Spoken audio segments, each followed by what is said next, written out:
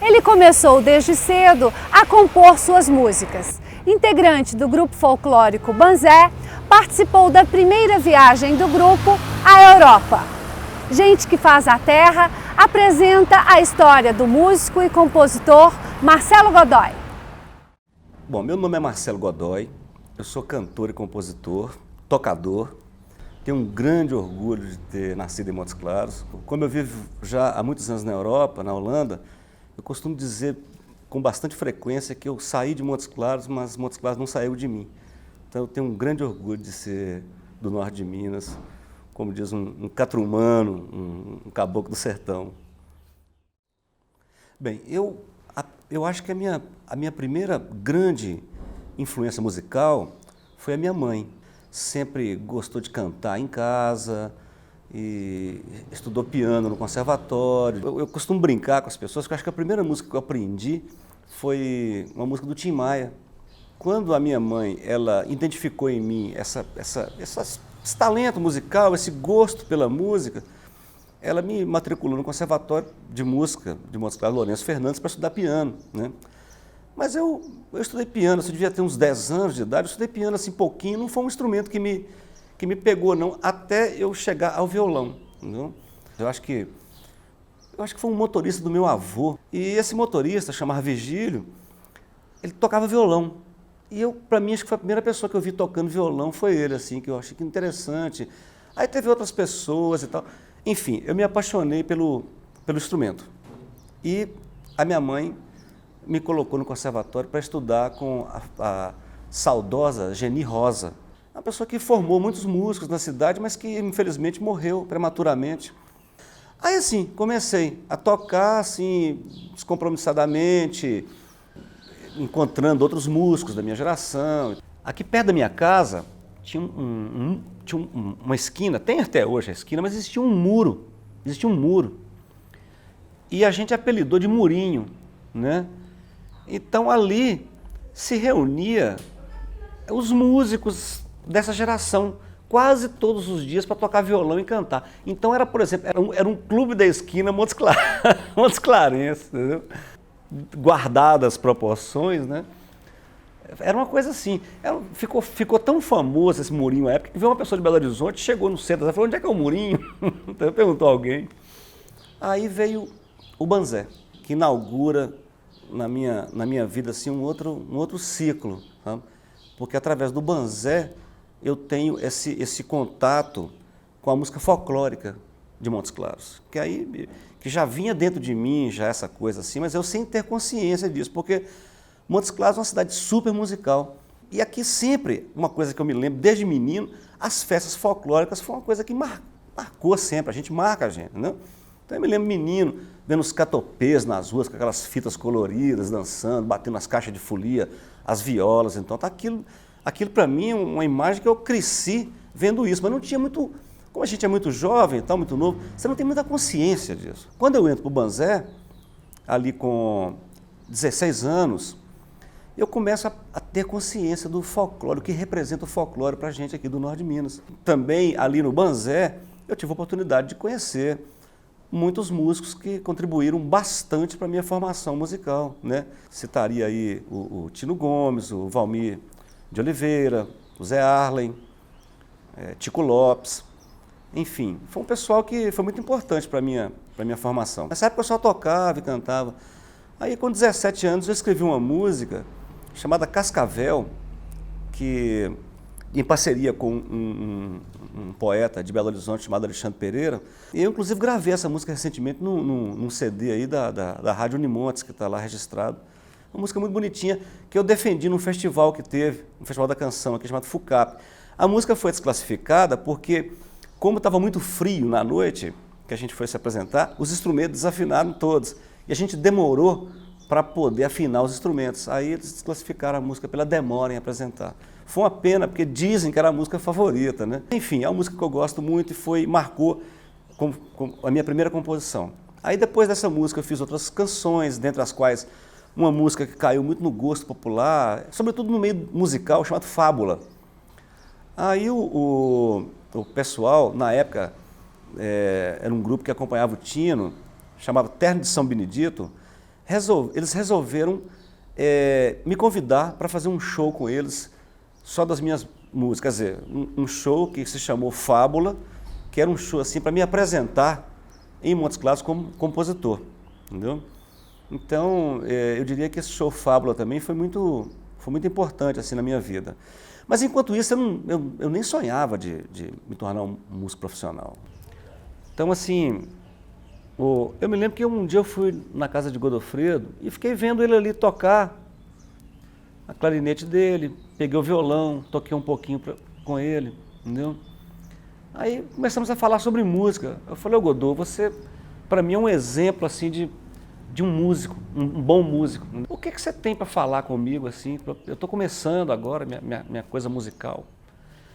Ele falou comigo, olha, é o seguinte, a música é difícil, a carreira musical é difícil, não é fácil. Agora, a persistência é fundamental. Então ficou assim essa coisa de Godofredo, ficou para mim para sempre. Assim. Aí fui morar em Belo Horizonte. Em Belo Horizonte eu tive contatos com músicos excepcionais e depois o Banzé foi convidado para poder participar de vários festivais de música folclórica na Europa. Aí ensaiei com o Banzé e fomos para a Europa, né? A famosa turnê, a primeira turnê do Banzé pela Europa, que chegou para Portugal, e depois foi para a França, etc. Ficamos, acho que 47 dias em turnê. A turnê realizada, concluída, eu me separei do Banzé e fui para a Inglaterra. Fui para Londres. E morei na Inglaterra 2 anos, de 81 a 83. Né? Em 83, eu voltei para Montes Claros. Resolvi voltar já com uma mulher holandesa, que na época que eu a conheci lá, né? E voltamos juntos e fiquei de 83 a 93 em Montes Claros, que foi um período assim fundamental para mim, porque nasci em Montes Claros, né? Vivi a minha infância, minha adolescência toda em Montes Claros. Aí passei um ano em Belo Horizonte, voltei para Montes Claros, aí vou para Londres, né? É um negócio assim que dá uma mudança radical na vida da gente, sobretudo de um sujeito do interior, né, do norte de Minas.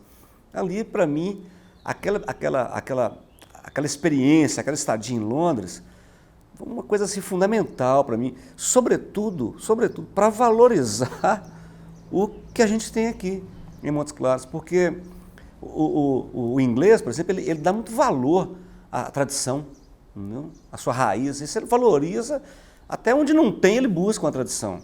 E a gente aqui em Montes Claros, eu senti que a gente não dava muita bola para a tradição. Não saia daí! Confira a seguir as parcerias musicais de Marcelo Godoy.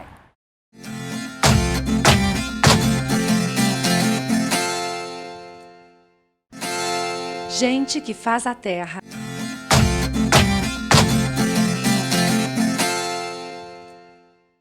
Marcelo Godoy fala do seu primeiro CD, Inspiral. Eu assisti aqui em Montes Claros na década de 80, quando eu voltei da Inglaterra, as festas folclóricas já estavam morrendo, entendeu? Ninguém dava valor. Os catopês, assim, acho que teve um ano que eles nem saíram, porque não tinham verba, não tinham roupas. Falei, gente, a coisa que a gente tem de mais bonita, que é essa tradição folclórica de Montes Claros, o que está acontecendo? Aí fiquei indignado com aquilo e comecei a conversar com meus amigos, gente, isso aí vai ter que revitalizar. Eu sei que, não de uma forma direta, mas de uma forma indireta, eu contribuí muito para a revitalização das festas folclóricas de Montes Claros, né? Eu coordenei um projetinho de música popular lá no parque durante um ano, assim, e aproveitei também para poder conhecer mais os músicos da cidade, os compositores.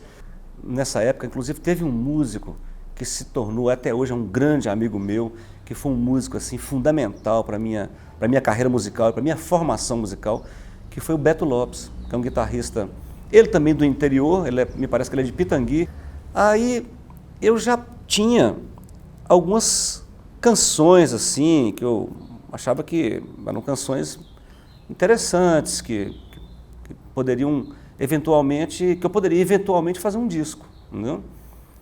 E aí consegui, através da Secretaria de Cultura de Belo Horizonte, um escritório chamado Casa da Cultura, que na época era coordenado por uma grande pessoa humana, Zé Francisco da Silva.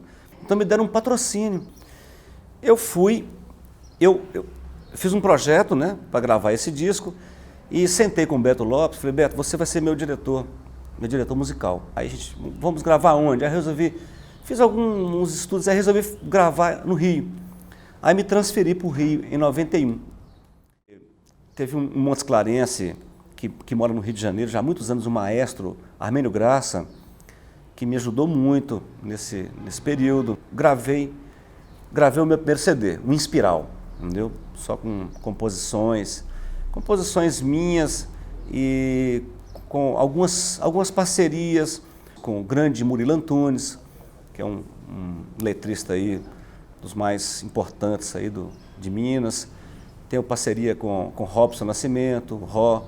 Tenho parceria aí com Cori, que depois se tornou um parceiro muito constante. Também o poeta Montes Clarense Zé Francisco Gabriche. Eu tenho uma parceria nesse disco também, o Inspiral, com um grande poeta, escritor, compositor, agitador cultural, o Jorge Maltner, né? Que foi até uma coisa muito interessante que me aconteceu nesse ano de 91. A secretária de Cultura, Antonieta, filha da dona Marina Antonieta Silva Silvério, resolveu realizar o primeiro Festival do Piqui.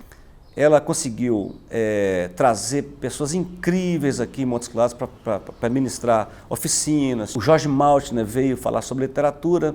Eles me apresentaram ao Maltner, nós ficamos muito amigos e tal. E inauguramos uma parceria, fizemos uma música juntos, que chama-se Frevo Blues, que é uma música que fecha meu primeiro CD, um Inspiral. Esse CD, ele ficou pronto em 92 e, coincidentemente, foi um período que eu já estava com planos de voltar para a Europa, entendeu? Nesse caso agora, para a Holanda, porque minha mulher, na época, Lisa, holandesa, a gente já tinha uma filha, a Tiaia, nascida em Montes Claros, ela resolveu voltar para a Holanda e eu também já estava com vontade de voltar, entendeu? De viver uma segunda experiência na Europa. Eu fui morar em Roterdã, né? Que é onde eu moro até hoje, e lá encontrei um produtor musical que escutou o trabalho, gostou demais e resolveu editar o CD. Fizemos uma edição mesmo independente. Fiz um lançamento rápido lá, Amsterdã e Roterdã, depois fiz um lançamento oficial aqui em Montes Claros, em 95, no Automóvel Clube. Depois fiz 2 dias no Aquió, em Belo Horizonte, que é um barzinho do Tony Horta, que cedeu espaço para fazer o lançamento. Depois fiz o lançamento no Rio, 3 lugares. Aí voltei para a Holanda. Azul Pirapora, das minhas músicas favoritas, a circunstância que ela surgiu foi muito bacana. Eu morava em Montes Claros e a Rita Maciel e o João Balai, 2 amigos, e a Clarice também, Clarice Maciel, e o Joenildo, né? Passaram na minha casa para ir visitar o Augustão Baladoce, que morava em Pirapora, era o juiz de direito em Pirapora. Aí chegando lá em Pirapora, aquela coisa descontraída na casa do Baladoce, eu cheguei para o Augustão, falei, Augustão, vontade que eu estou agora de ir para a beira do Rio São Francisco e ver o dia nascer na beira do rio, entendeu? Tava aquela coisa maravilhosa, o dia começando a nascer, um azul assim, indescritível, assim, aquela coisa assim maravilhosa. Comecei a tocar essa melodia, aí o Marcos, esse músico lá de Campo Grande, começou a colocar uma letra, sabe? Começou a colocar uma letra e aquilo foi tomando forma. Eu acho que de cara ele falou, brilha a estrela no azul Pirapora. Começamos nós dois a compor ali naquele momento. Acho que teve palpite de todo mundo, entendeu? Augusto falou, põe essa palavra, põe aquilo, a Rita, põe aquela, acho que um negócio assim. Quando eu fui gravar essa música no Rio, no meu CD Inspiral, eu tive a grande sorte de trabalhar com um grande músico, Yuri Popov, com grande generosidade, fez o arranjo para mim dessa música, que teve a participação de Lena Horta, que é irmã do Tony Horta, que é, né, fazendo flauta, e do grande músico percussionista Marcos Suzano, participou da música também. Ficou muito bacana. Brilha a estrela no azul Pirapora, esperando a luz solar. Dorme cidade, vagos boêmios, sai pescador pra pescar. Vai São Francisco, vai correr pro mar, leva essa bênção pra nossa Santa Iemanjá. Desce a corrente, leva esse olhar, que o amor da gente vai desaguar feito um rio. Oh, oh, oh, para o mar. Confira a seguir a história do CD Paralelo 16.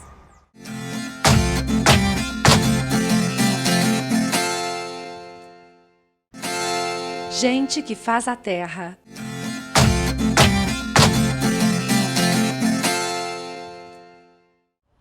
Marcelo fala da importância da cultura raiz para o norte de Minas. No final da década de 90, eu já comecei a reunir composições novas para gravar um outro CD, né?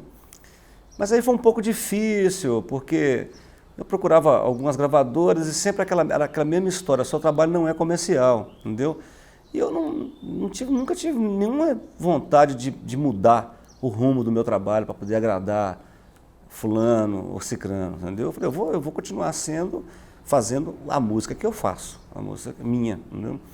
Em 2003, apareceu um produtor lá na Holanda que resolveu produzir meu segundo CD, entendeu? Que chama-se Paralelo 16, né? Foi lançado lá na Holanda através de um selo holandês chamado Criss Cross Records. E um CD que me trouxe uma satisfação muito grande, porque eu fiz um trabalho que eu quis fazer, fiz os arranjos, entendeu?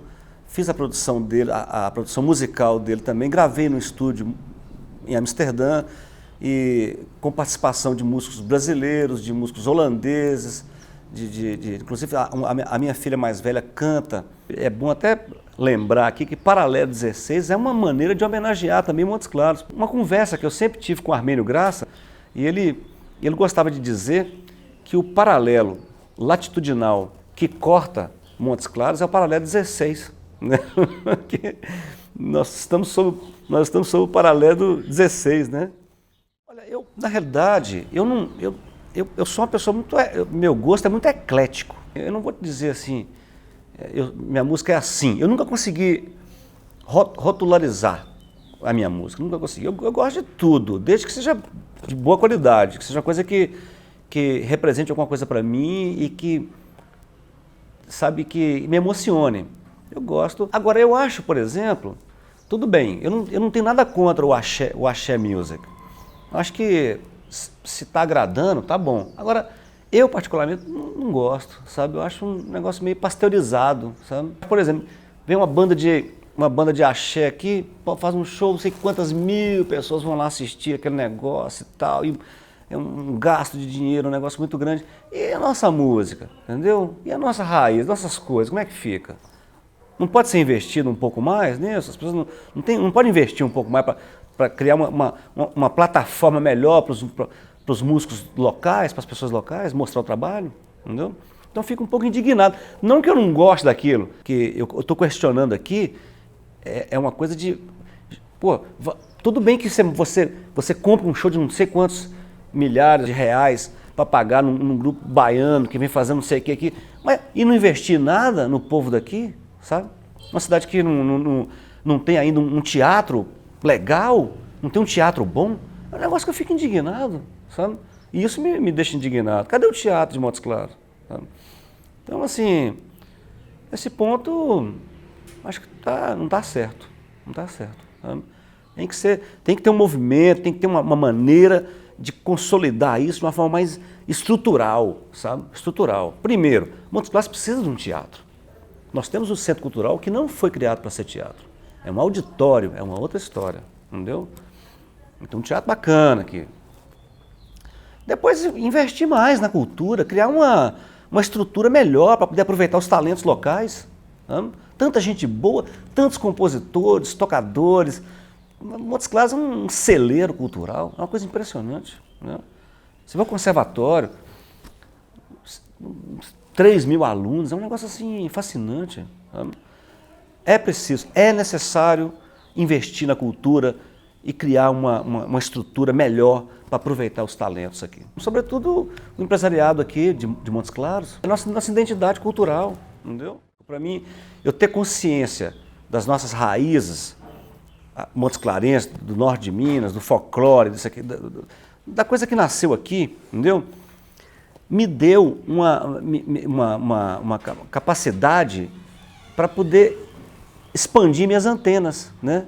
Então, por exemplo, eu acho que, por exemplo, a Aline Mendonça, ela desenvolveu durante um período um projeto chamado Raízes e Antenas, que buscava exatamente isso, essa temática.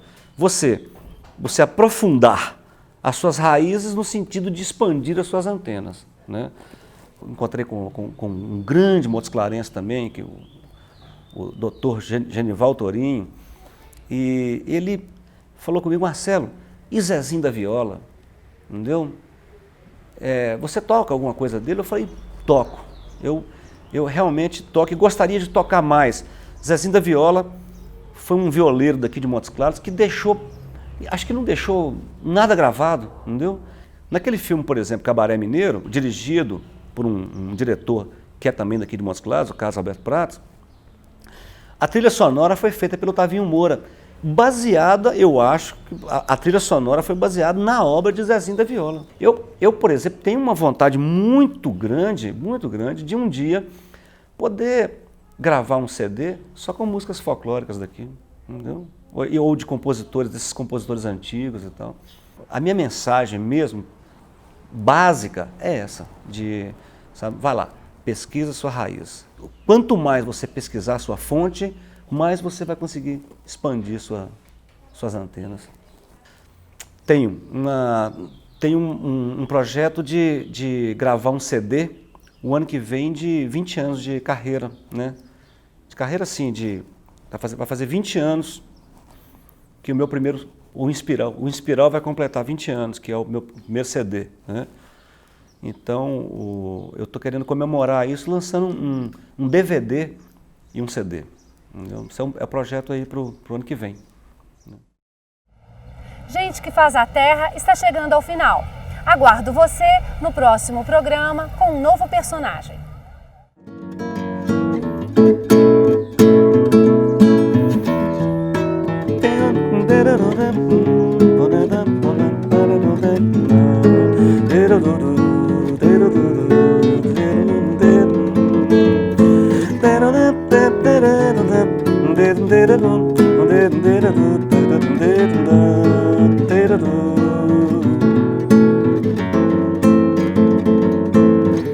Me lembro o dia em que eu te vi comendo pétalas de rosas.